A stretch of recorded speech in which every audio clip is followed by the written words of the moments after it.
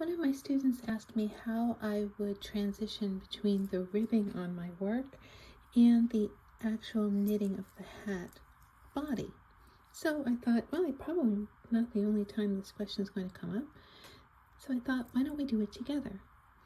The way I like to do this is, rather than transition the work from one needle to the next, using two different sets of needles, I prefer to keep my work together on one needle. So here's what we're going to do. We're going to take one needle at a time. Now the needle that we're knitting to is the one that's going to determine the size of our work. So if we take off the needle which we are knitting to, and replace it with the size needle we want to use for the remainder of our work,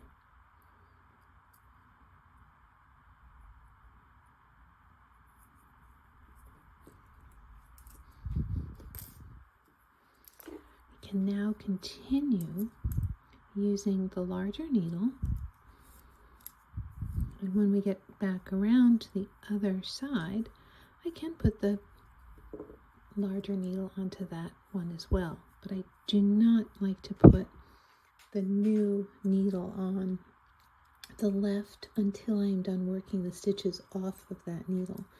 And the reason is because if you leave them on the needle size that they were knit upon, there will be less strain and stress on the actual finished object. So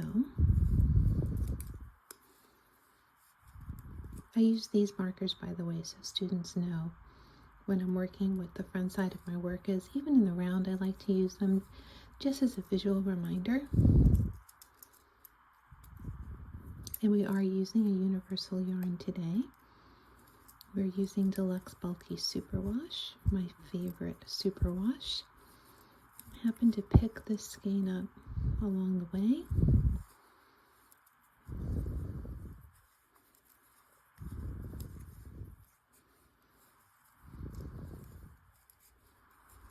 This is a hat that I use for demos in class. But this one I might actually keep because it goes with my new cocoon.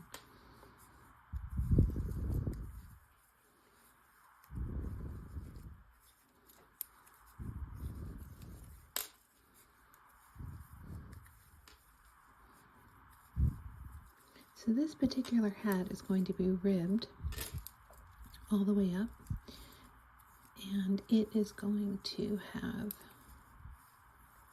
a pom-pom on the top because I have a pom-pom that matches it perfectly. So as you can see, as we're working the stitches are going onto the needle that is the size that we need to use for the body of the hat, which in this case is a 10.5, which is a little bit small for the gauge of the yarn. This yarn comes up, well actually it's not, it's right on gauge, 10.5. That's probably why I picked it instead of an 11. It is available in this Lykke set too, which is kind of nice because then you can keep everything together nice and tidy.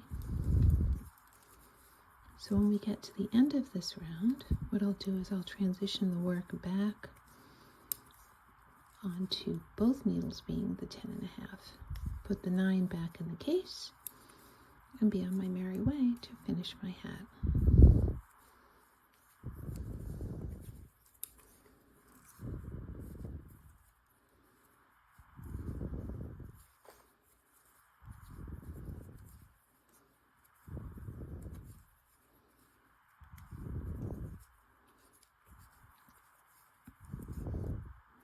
And there's my lovely little marker and stitch supply.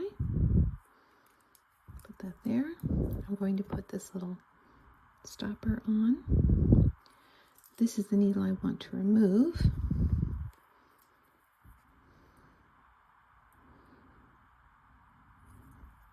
because that's the smaller size. Put it back in the case. Put the larger needle on.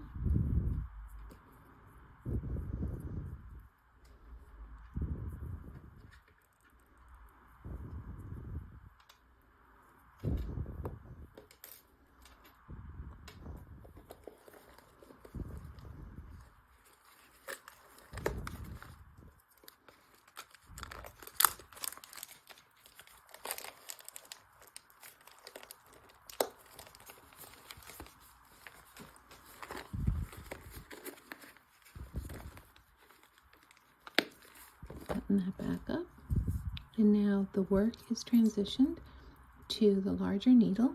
I can continue working on my hat. I do like to use these little needle stoppers when I'm switching the size of the needles around, because that way the work doesn't get pushed off the needle as I start to work on taking one needle off.